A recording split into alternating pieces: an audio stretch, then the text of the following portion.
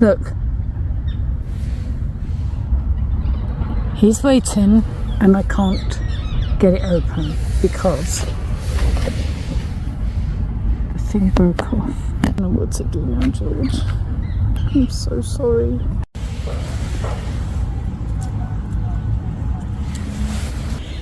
So I've moved somewhere else.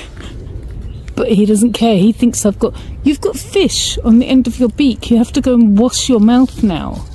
But he still thinks I've got food. He's just followed me. I've gone somewhere else. I've gone here.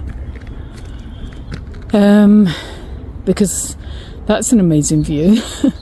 And I'd like to get a shot of that swan with my...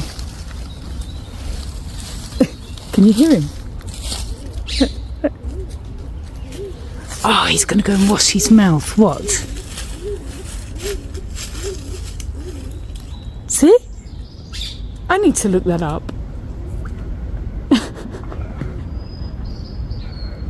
George, you're so pretty. You really are.